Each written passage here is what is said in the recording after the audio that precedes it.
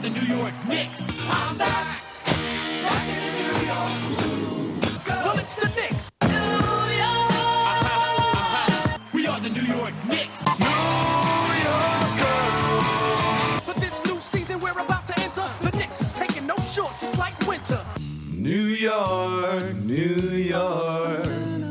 New York be about the Knicks, huh? But the best thing about New York City is K-N-I-C-K-S. Everybody say go New York, go New York, go! Go New York, go New York, go! Everybody, welcome to the New York Knicks podcast, part of Dash Radio. This is episode 559. I am Jay. Mark, we're doing an episode where the Knicks won a trade. Sorry, what? They won a what? Yeah, it's kind of crazy. That's you're telling me the Knicks won a trade. That's the first time the Knicks have won a trade in a year? A year. That's two in a row, though. That's two in a row. Have the Knicks had a trade winning streak since we've started this show?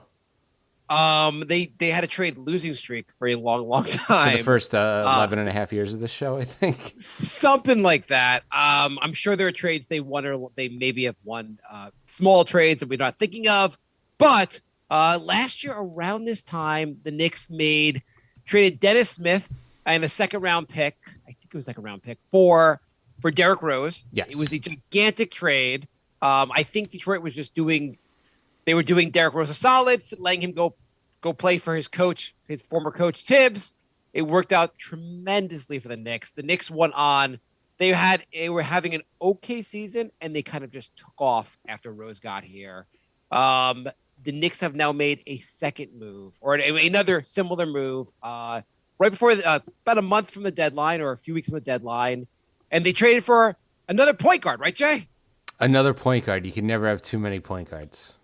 Right, they got a starting point guard who's going to be just like Rose, and everything is good, right? Mm-hmm. Yeah, no, not quite. Not quite, but they got someone who's interesting. Jay, I imagine you're positive on this trade. I'm positive on this trade. It's an interesting move. This right? is the first move the Knicks have made, I think, ever where everybody agrees it was a good move. I haven't seen one negative comment about this. I have seen some very negative comments from Hawks Twitter.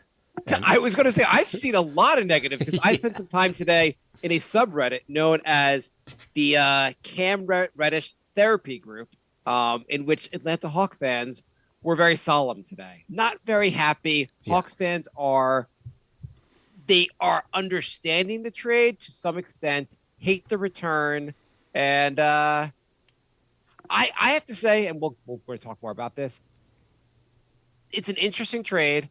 I can see this being a trade where the Knicks are like, wow, what a great deal, or it could be a nothing burger. Yeah. Like it could very easily be Cam's not all that great, and doesn't hit potential, never hits. And yeah, I mean, basically, so the terms of the trade, Jay. Yeah, it was not much. I mean, the Knicks gave them Kevin Knox, who was the longest tenured Knick, believe it or not.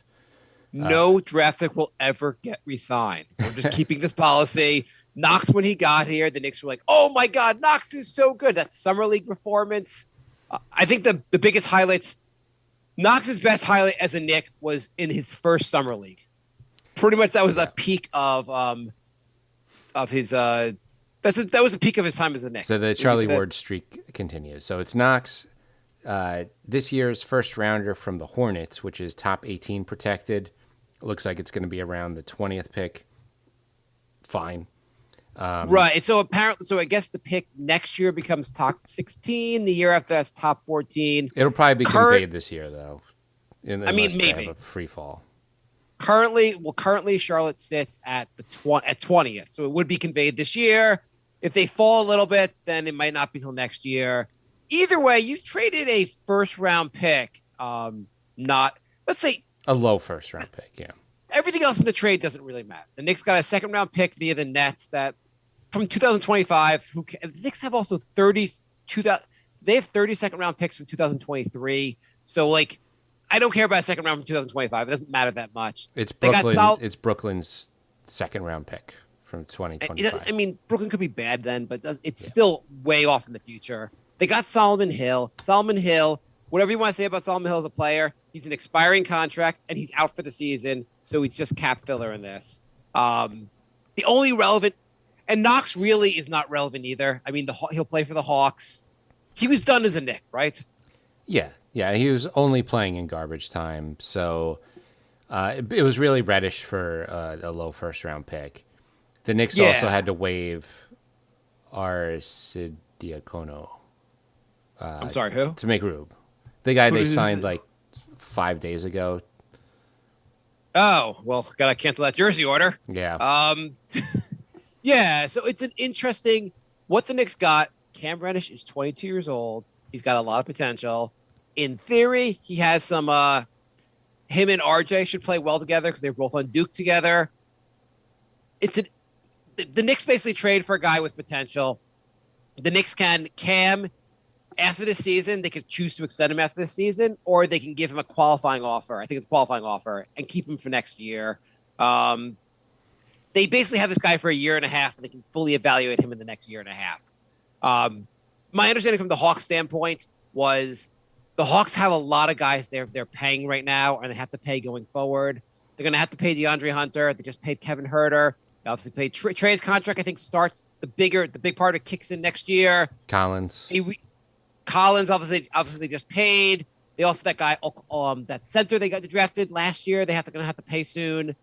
They just didn't have Cam wants. The rumor is Cam wants like $15 million a year, maybe $20 million a year. He clearly hasn't earned that yet. But the Hawks probably realized they weren't going to be able to pay him. He was getting 20 minutes a night. They also have a pretty deep team that I think for the Hawks and what the Hawks fans have realized or are hoping is that there's another move coming. And as far as trade value, a draft pick, even the 20th pick in the draft, has more trade value than Cam does. In the sense of, like, Cam is Cam. You know who he is. You can judge him based on how he's played.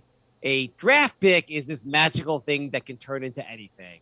And if you're the Hawks and you're trying to trade for, say, Ben Simmons or some other big move, having more draft picks is helpful. You can never have enough draft picks. Just ask OKC. Yeah. Well, I think the Hawks supposedly, they're having a season that's not great. And I think they want to make a move and do something bold.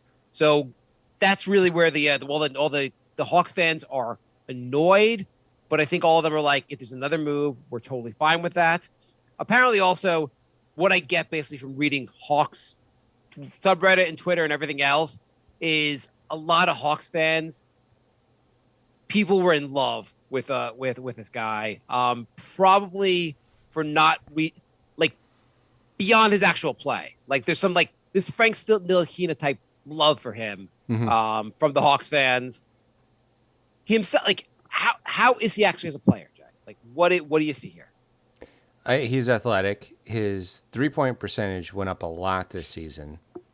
Right, but as we've seen, you can have fluky seasons with 3-point shooting. It can go up or down. Our very own superstar Randall was 40%. Barrett was 40%.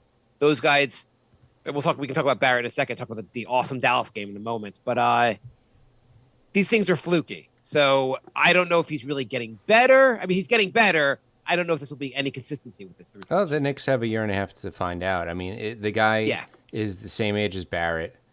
I believe 22. So isn't Barrett 21? I think he just turned 22. I could be wrong. Anyway, he's Barrett is 21. He's not till June. Okay. He turns 22. But anyway, go on. Yeah, same draft class though. Same team in college. Yeah, it's a young guy who hasn't gotten a ton of minutes yet. So this could be not nothing though. He's gotten, and he was a top 10 recruit coming out of high school. He has averaged the last 3 years. His first year was 26, last year was 28, and this year he's getting 23 minutes a game. It's not like he's getting no minutes. Yeah, no, that's he's shown some flashes. He's had 2 30-point games in pretty recently where he just shot the lights out from 3. And he looked great in the playoffs last year. He wasn't scared at all. The big moment. Yeah. So I mean, there's a lot of potential here, and he's still really young, and it's definitely there's almost no risk because I mean the first round pick, and the question really is it worth taking this risk for a first? Like if you like some people have said like if you basically had just drafted him with this first round pick, would you be pretty happy? And I think a lot of people would say with this kind of potential, sure. I mean, I this is worth the first round pick. Yeah, I mean, he was drafted 10. He was drafted 10. I mean, Knox was drafted 8. Yeah, that was a clear mistake. He's a better version of Knox in many ways. He's a little more athletic. I think he's an inch taller also, a little bit more of a wingspan. He has some awareness on defense. He's shown some ability in one-on-one coverage. He's shown been a good defender. Mm-hmm. He has work to do on the defense, but he seems not like a willing defender, but not even just a willing defender, but he seems like he's someone that my understanding is someone that actually has some defensive IQ. He has where Knox has willingness and just has no idea what to do on defense. Cam, in theory, can be coached up by, say, a really good defensive coach and made to be a good defender. He has potential on defense. If only we had a good defensive coach. Do we have one, Jay? I mean, we're supposed to. It doesn't seem fine. I mean, the Knicks have been playing good defense lately. No, the defense has looked a lot better. Let's get to that, and we can talk about the Dallas game and why the Knicks have looked better lately in a moment. But so you like this? What would you give this move if you had to give a letter grade, Jay? I'd give it an A. Wow. I don't think there's much. I mean, well, now that the Knicks traded the pick, it's definitely going to be a Hall of Famer. But right, normally a pick around 20 is not going to be much. You got a guy. I mean, we're pretty high on Grimes and IQ, and they're both taken after that. There are plenty of good players that are taken after 20. Let's not. Yeah, but it's a crapshoot. But if you had to pick the ceiling, you would clearly pick Reddish over Grimes and McBride as far as what they can be. No. Yeah, I mean, I guess ceiling, yes. I don't know I don't know if Cam is better than IQ right now, or IQ gives us in a better position. We'll see. I feel like Cam is a guy that there will be a lot of hope for, and fans are like, "Wow, this guy's going to be really good," and all that. When we see him play, we may deflate pretty fast. I think he'll have moments where we're like, "This guy could be awesome." It'll be a lot of inconsistent potential. Basically, he'll have some nights where he looks really good. I mean, I don't know. I guess we'll see what happens. I'm all about taking this risk, though. Yeah. My thought, even though I love draft picks and I hate to move draft picks, for a guy that's 22, we're going to have for a year and a half, has a lot of potential. It's a worthwhile move. Plus, I mean, the Knicks can only fit so many draft picks on this team. Their first pick, obviously it's going to be a higher pick than that. Or not obviously, but it may be a higher pick than that. You got that to fit on the roster. And the Knicks aren't really in full development mode. It seems like a reasonable thing to do. I don't know. And they got the Dallas pick. They got the second Dallas pick next year, right? Yeah, I just feel like the whatever they're going to get at around 20 this year is not going to be as good as Reddish. So it was worth it. That's fine. I'm going to give it a B+, because I think, generally speaking, Cam Reddish is worth around the 20th pick in the draft. I don't know. I like the trade, but I don't know it's quite the fleecing everyone thinks it is. Well, I guess we'll find out. Yeah. So how does Cam Reddish fit in on this basketball team? Well, by the way, his do you know what nickname he has? I'm according to Basketball Reference. Kind of guess his nickname. I'll never guess it. The nicknames on Basketball Reference are insane. I like this one. Killer Cam. Okay. It's not a bad one. And what would you, if you're going to call his fans? Would you call them Cam Heads? Would that be like a good one? I feel like there's a lot you can do with his name. Redheads. What was That's true. That's what was Kevin Nomad's writing? What was Kevin Knox's biggest moment as a Knick? I think facilitating the Reddish trade. the summer league. That whole season where he his biggest moment was when he won Rookie of the Month in the month of December in his rookie year. Mm-hmm. That was really his peak. When people were like, "Oh, okay, not bad." He also proved the theory that just giving minutes to rookies means they're going to develop. Yeah. I mean, a lot of people saying he didn't have a chance. He played almost 30 minutes a game for. He had a lot of chance. Yeah, his rookie year. His second year, he got less minutes than his rookie year, but got plenty of minutes. The dude has no awareness on defense. He can hit some threes. He can do some things on offense. He's terrible at finishing at the rim. I know he had limited minutes this season with the Knicks, but I also think Tibbs watched him in practice and was not sold on anything he was doing in practice. Magic Grandpa said the Fortnite jacket on draft night was the beginning of the end. I agree with that. Whatever. Anyway, I like Cam. There's zero chance Knox will be back on the Knicks this next year, so it's a good risk. Okay, so how does Cam fit in? The question really is, he was averaging about 23 minutes a game with the Hawks. You see his minutes being around the same with the Knicks, 4 minutes. I feel like there's got to be another move because there's a lot of guys that are playing the position that he's playing. So who? He's a small forward, right? It's small forward, maybe a 2. He's 6'8", and he's not the best shooter. So I don't know if we really want to make another shooting guard that can't shoot. I mean, really, he's got a lot of wingspan. He's a wing. He can really guard wings. And he's switchable as far as defense. I don't really know. I mean, I guess you could argue he's a 2 also because he's supposed to be a shooter, but he's not quite a shooter yet. I think he takes Grimes' minutes, unfortunately. Yeah, that seems like the most logical. Grimes has looked really good on defense and his shot. Like I love what I've seen from Grimes so far. There was a rumor that the Hawks wanted Grimes to be included. A lesser organization known as basically the pre-Leon Rose Knicks would have said, sure, take it, whatever. But Leon Rose stood his ground and said, go F yourselves, Hawks, take it or leave it. And the Hawks said, sure, we'll do that. Yeah. So I Grimes and probably some of Fournier's minutes. And so you're guessing that the Knicks might move on from Fournier. Is that what you're saying? Or Burks. Those are the two guys that basically... I'm saying they would probably like to move on from Fournier. I don't know if they're going to get anything for him. I mean, he's making $17 million. It's really hard to. I mean, I'm pretty sure I don't know what Leon Rose is thinking, but I would trade Fournier. I think a solid trade for the Knicks would be trading Fournier and getting back cap relief. Yeah.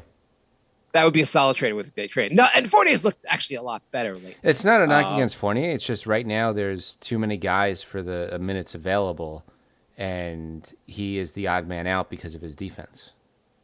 I actually thought it was a knock against Fournier because of his defense. I think that he hasn't looked as good as we'd hoped, and I'm fine with moving on from him. Moving on. It was actually, I don't know how this is not a knock against Fournier. You gave him a lot of money in the offseason, and now you're like he's expendable. Yeah. It's completely a knock. He's our starting shooting guard, and you're like, we can move on from him. We can replace him with literally nothing. Because Cam really. Fournier is a much better, up to this point in their career, Fournier is a much better shooter than Cam Reddish. There's no, hopefully Cam will get to Fournier's level, but he's not as good a shooter as Fournier. Right. Yeah. But, he's a better defender, and the Knicks need that right now. Well, it's hard to say also what the Knicks... I understand you're thinking the Knicks might do another move. Burks has value, but really the value, in some ways, he'd also be worth maybe a 20th pick in the draft. But I don't know if the Knicks are going to trade Burks to get a draft pick if they just traded a draft pick in the sense of, I think the Knicks want to... I don't know. They want to be competitive. So I don't know if they're going to trade to make their team worse from a roster standpoint. Right. Do you know that Reddish is shooting 1% worse than Fournier from 3? Oh, no, I did not know that. Also, Fournier's had some rough, I think overall track record wise, and Fournier just look at his career. He's a much better shooter career wise. He's consistently shot well from 3. Cam Reddish has shot well from 3 for half a season. Yeah, I mean, Fournier is a career 38% 3-point shooter, which is it's above average. And it's not league he's a good 3-point shooter. I mean, just there's no you can say a lot of things you can knock in Fournier all you want in this show, But his defense sucks. He's a good shooter. He's streaky. And sometimes he looks like clearly sometimes he scores 0 points in a game and sometimes he scores 41 points in a game. But the dude can get hot from three. Yeah. I mean, the guy's been in the league for like a decade and he's shooting 40%, almost 40% from three, or 38% from three. Cam Reddish has been in the league for 3 years. His first 2 years, he was kind of garbage from three. Yeah. Well, he was injured most of last year. I mean, in the playoffs, he was 9 for 14. Fine. Yeah, no, he's had a couple good games. I'm not saying he doesn't have potential but he wasn't a good shooter in college. He kind of sucked at Duke. He got drafted based on the potential he showed out of high school. And obviously he has the size and everything and athletic gifts. He's getting better. And a lot of Hawks fans have liked what they've seen from him. And I think we're going to like a lot what we see. I don't want to knock Cam Reddish. I'm just saying, are you really arguing he's as good a shooter as Evan Fournier? No, I'm just saying I don't know if the disparity is as big as it seems. I mean, Evan Fournier at least can shoot from two. I mean, he's only shooting 1.5% better from two this season too. Okay, it's a little. What is he? Yes, he's a little closer. He's shooting 41.5. Reddish is shooting 40. Neither of them are good, but Evan's having a down year. Yes, whatever. I think Evan's a better shooter. I don't think this is really that. I think there's some separation between him and Cam Reddish, where if Cam became as good a shooter as Evan, we'd be very happy. Yeah. Fine, whatever. I saw someone on Twitter where they were like, if you eliminate they're like, Cam Reddish is a 46th percentile shooter, but if you eliminate all his long twos, then he goes to 70%. And someone was like, well, if you eliminate everyone's long twos, don't they all go up? He's like, well, yes. And they're like, what kind of fucking analysis is this? Yeah, if you eliminate the shots that don't go in, he shoots a really good percentage. I mean, if you don't count shots from more than 5 feet from the basket, Mitchell Robinson's the best sharpshooter in the game. Yeah. You could create anything with these dumb statistics. Anyway, I like Cam. I don't want to knock him. But anyway, So what moves do you think are coming? What do you think is going to happen? Evan Fournier gets moved. Is he getting moved for cap relief? Is he getting moved for what's coming next? Either cap relief or maybe they try and move him with one of the either Noel or Mitch. I'm just thinking. You think the team is? So the team pulled to 500 last night. They've been playing a lot better. Do you think Leon Rose is ready to go, throw in the towel, and see if I can move on from some of these contracts? It's not throwing the towel, but what if you think you're better with somebody like Turner? I mean, fair. Yes. They make a big move for a guy like Turner. That I can see them getting traded. I don't know if that trade's really coming. Also, the Pacers aren't really that great, so I don't know how. I mean, Turner adds a lot more. It's interesting because, last show, I did a whole rant about how much Mitchell Robinson basically sucks and we should be done with him. He looked mighty. He had a great game against the Mavericks last night. He's looked a lot better lately. He's been playing good since that episode, just like Barrett's been playing good since the episode before that when you trashed Barrett. So who do you want to trash this week so that they start I want to trash Obi. Obi Toppin has looked like crap, and I hope this will help him play better, but he's really looked bad lately. He's lost out there. In some ways, I wonder if his minutes will suffer because he's just been garbage. Obi, listen to what I'm saying. You're garbage. I need you to put up 20 points and 20 rebounds next game. Do it. He's definitely going to do it now that you called him trash because that's just the way the show goes. Got to make us look just dumb the way at it all goes. points. So the Knicks beat the Mavericks last night. They didn't just squeak out a victory. They beat them every quarter that they played. They just outclassed them last night. RJ, the youngest Knick to ever have back-to-back 30-point games, he kind of abused the Mavericks last night. But you know what? So why have the Knicks been good lately? Why has their defense been good? One of the reasons is their centers are finally getting healthy. Yeah. Mitch, I felt he's been really slow a lot of the season. And his instincts still, I don't think, are amazing. But he looked a little faster last night. He looked a little more agile. The Knicks also did something very smart. They said, Dallas does not really have any bigs that can challenge Mitch. Why don't we feed him the ball and let him dunk a lot? Right. that seemed to be a good strategy. They should beat the crap out of any team that does not bring a center to match Mitch. And, Like, and honestly, anytime- we haven't seen a healthy Noel pretty much all season. That was a huge difference maker too. He played Huge. a good 20 minutes last night. I have to say, I said this last show, but I think a healthy Noel. What's better, a healthy Noel or healthy Mitch, Jay?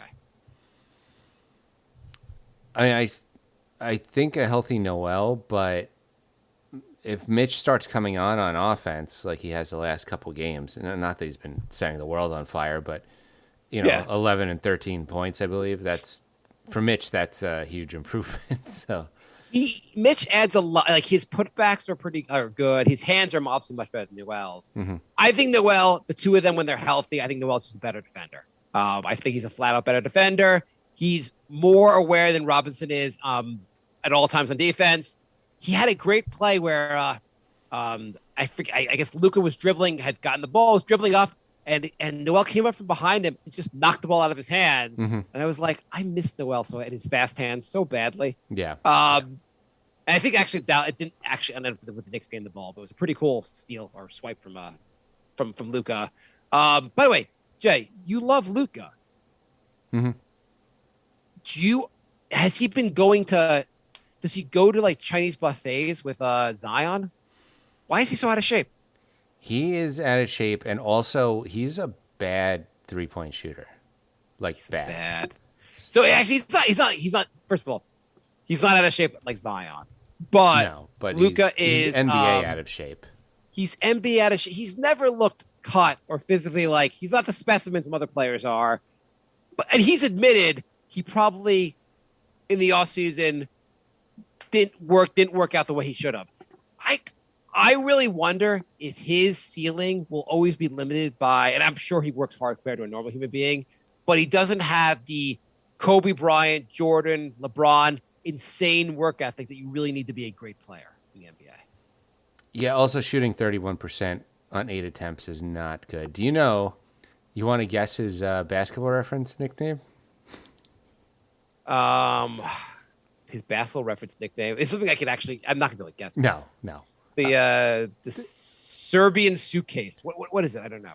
First of all, he has 10 Slovenian. he has 10 nicknames already. Okay. One of them is Swaggy L.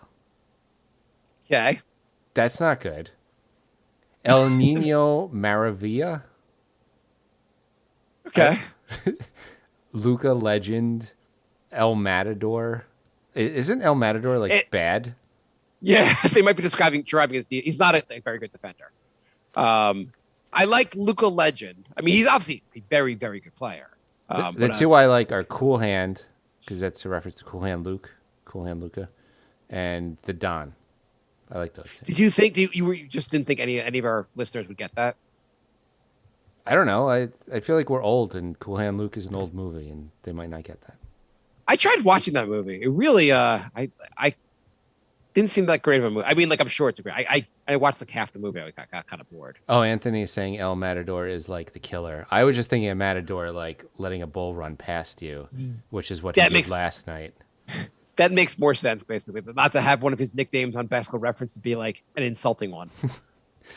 Nomad says previous Knicks head office would have traded for Westbrook. Thoughts on how the Lakers experiment is going? Not well.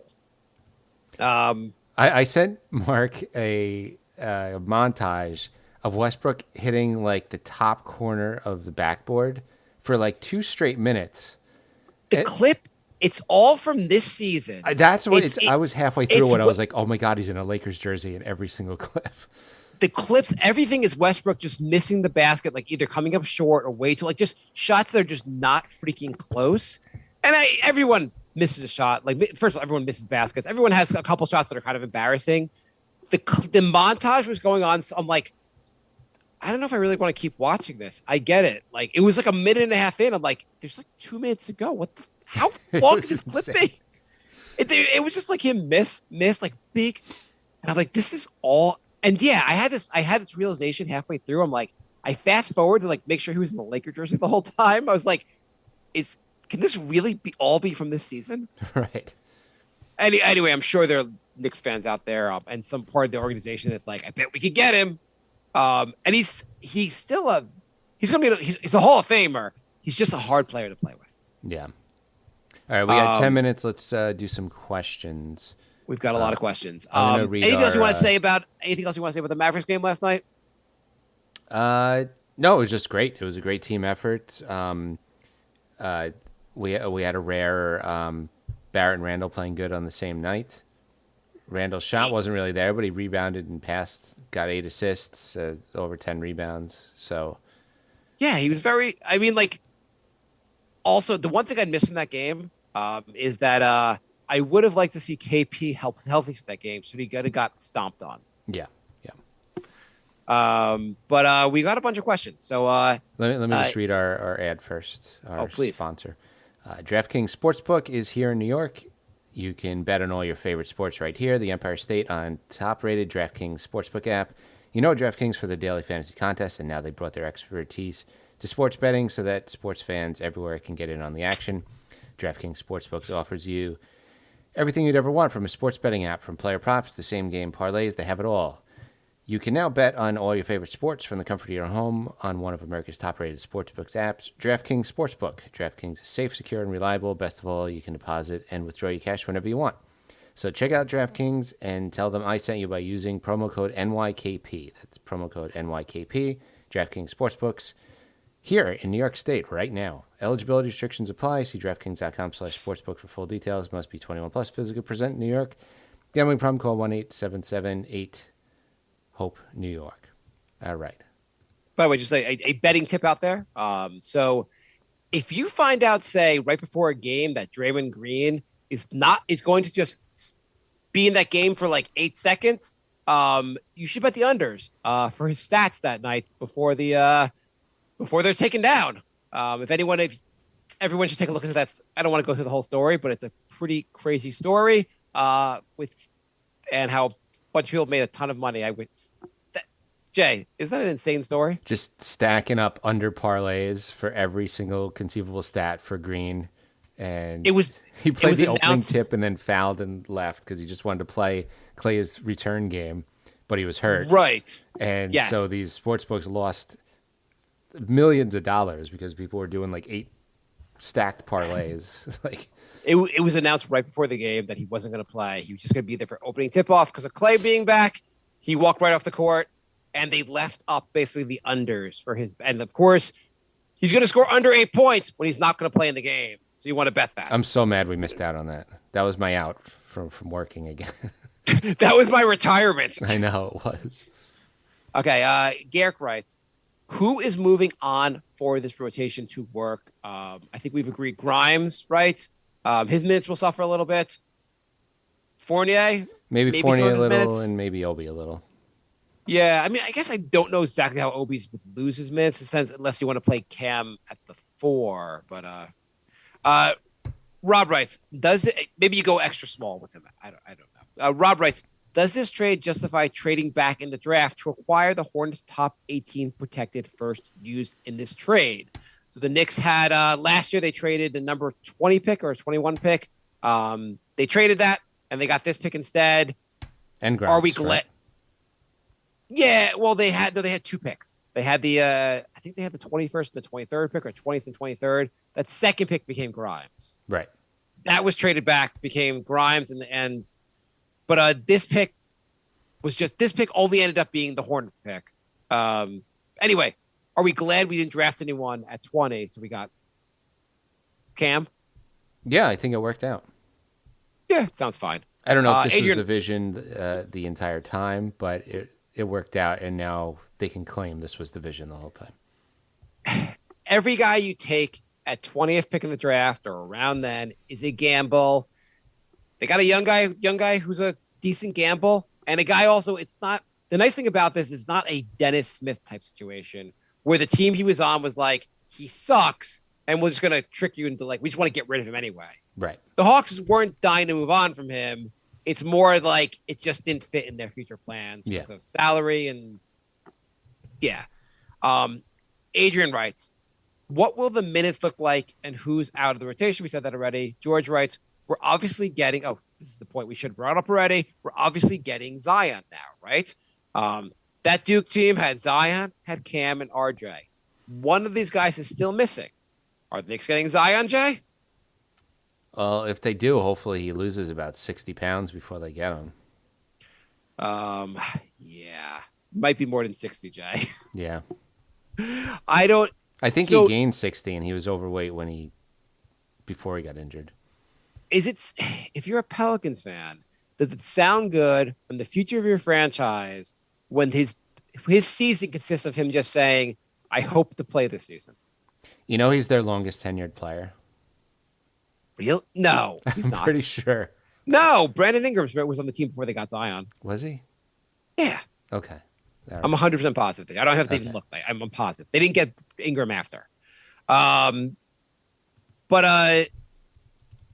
Yeah, if you're a Pelican fan, you're like, holy shit, this guy's not going to play this season, and he's gotten really large. If you're the Knicks, and let's say there's an offer on the table. I don't know. Let's say Pelicans like, we'll give you him for Randall. Would you do it? No. I guess basically, forget who the Knicks have to give up. Let's just say there's an offer where the Knicks could get Zion. Forget who they're giving up, but if they get Zion, they have to also max him when they get him. So, like right now, he's on a rookie deal, but he's got to be extended.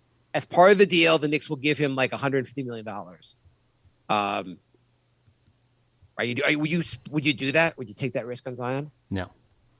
Why not? I don't trust Zion like having a healthy career. I just don't. By the way, Ingram and Zion started at the same time. No, they didn't. 1920. Did they really? Yeah. I thought so. They got Ingram as part of the Anthony Davis trade, right? Yeah. He wasn't on the team the same before then? No. I mean, I know I should just trust you, Jay. It's been 13 not years like and just. you still I'm call not me going out. to Basketball Reference to look this up because I trust Jay. I've known Jay for so long. I would never just like double check what he's saying. Yeah. Okay. Fine. Whatever. Has Zion's been in the league for 3 years now? Yeah, but he's I guess played obviously RJ's in his third year. Yeah. But I mean, the amount of games Zion has played is like, I don't even think he's hit one season's worth of games yet. How much did he play his first year? He played 24 games, then he played 61, and so far he's played 0 this season. So 85 out of 200 possible games. Yeah. Dan writes, I read a report on Bleacher that Cam and RJ were teammates, but not best friends, in quotations. You think that's the writer making something of nothing or something to worry about? And by the way, I want to say the Knicks getting Cam, I think has nothing to do with them getting Zion later. Whether they do or do not get Zion, this is not how you recruit. Do you think getting Cam has anything to do with their future plans to get Zion? I don't, and I also don't think that they would have got him if him and Barrett were like hated each other. Yeah, I'd agree with that also. There's an awful lot of pictures circulating of the two of them like hugging and smiling and stuff. But I'm not, again, the Knicks have no plans to go after Zion, but they did sign Zion's grandmother to the 15th roster spot. So I'm not saying, again, I'm sure they wanted Zion's grandmother. Nothing to do with Zion. Yeah, I agree with you. I think the writers just making shut stuff. That was Marc trying to Berman. make something out of. Like, I bet they were like not best friends, but I'm sure they were fine. Like, I'm sure they that were was Marc enemies. Berman. He's never said anything bad about the Knicks.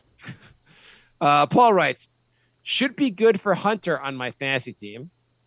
Yeah, Fair point. Yeah, definitely. Jan writes, I think this move basically indicates that there's going to be another on the horizon at the trade deadline. Do you think that they view Reddish as part of the future or a piece for a future trade? I think they are going to keep him and move somebody else. I agree. I'd be shocked that they moved. I think as far as trade value, I think the 20th pick has more trade value than Reddish does. Just again, the whole like, what's behind the draft door? Like, what kind of yeah. No one know. You don't know what it could be, so it has like more potential. Yeah. Do you think, so Jay, would you say you think another move's coming? Do you think a big move is coming or minor at the edges type moves?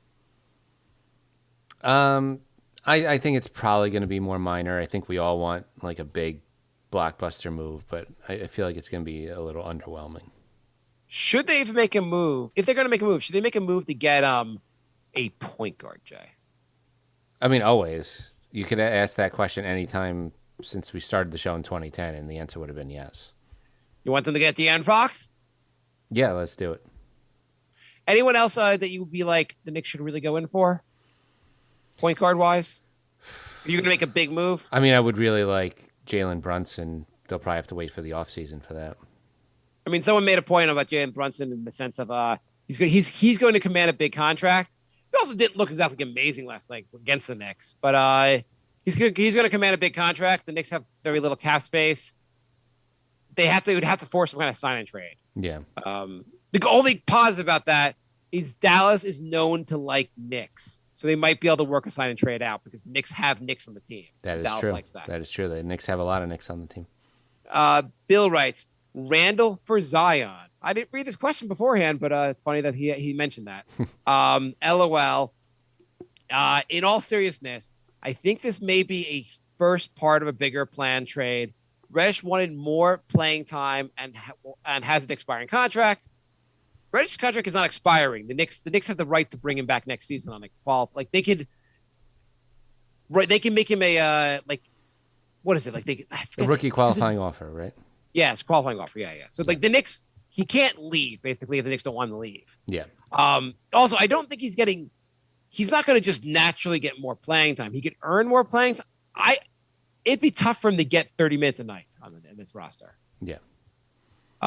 Not sure if the Knicks are able to give him the minutes he's looking for, nor will they want to give him $20 million a year. Yeah. Though, you know what? He's here next year. Maybe his 3-point shooting even gets better, and he starts showing his potential, and maybe then he earns the money. Brian writes, whose business does Reddish eat into? Grimes. And Patrick writes, I love it. All right. And we have one question in the chat. Nomad says, any update on how my fantasy team is going? He's been killing it, top in his league for 9 weeks. Well, I've had 6 to 7 guys out every week until last week, where I won 6-3, and I am up 8-1 right now because I actually have a healthy team, but I'm in 10th, so I have to scramble for a playoff spot now. How many teams make the playoffs? 8? 8. I'm playing 9th right now, and I'm up 8-1. So, I mean, the season doesn't end. Your fantasy season doesn't end for a while, I assume. No, and pretty much everybody got either injured or COVID already. So, I think I'm in good shape. Paolo and Caruso should be back soon, and then I'm fully healthy. And you got Clay, which is in theory, that should. You've held him on the bench on your disabled list or whatever for so long. You should be pretty. He's finally back. Yeah, he's back. He's playing pretty good, and I think his shooting percentage will start going up. He's not going to shoot under 40% for the season. Hey, so the Knicks play Saturday. You think? Are we still going to see Cam on Saturday? I don't know. He has a tweaked ankle. He probably wants to come back for a revenge game, so hopefully he's icing that for the next 3 days. Good thing there's a long break. Maybe he doesn't even have to travel to New York. He'll just stay in Atlanta and play them and then move up. It is funny they made a trade with the team they're playing next. Yeah. So, all right, Jay, are you here's a question for fantasy, actually. We can end the show after this. Are you going to pick up Knox for his one game against the Knicks? Yeah, I know. He's definitely going to drop 20 against the Knicks and then never be seen again. I predict Knox shoots 14 for 14 from 3 against the Knicks. Knicks fans are just all of themselves crying that we gave up Knox. And then he's out of the league by the end of the season. Yep, that sounds about right.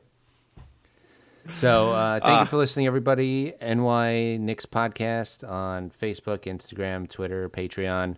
The New York Knicks Podcast.com is our website. And if you want to join us live, we are Crumpled Bacon on Twitch and TITOWAJ on YouTube. Thank you, everybody, for joining the chat. Anthony, Nomad, Magic Grandpa, thank you all for chatting. And we will Jay. be back soon. Yep. Oh, also, I just noticed I looked on Kevin Knox's Basketball Reference, and one of his nicknames is actually Crumpled Bacon. Oh, yeah. Is it also Sayonara, out of the league, sucker? Yeah, that's it. All right. We'll be back soon. Thanks for listening, everybody. Check out our comedy show, The Brink of Sanity. We'll be doing more episodes of that soon as well. All right. Goodbye. Goodbye,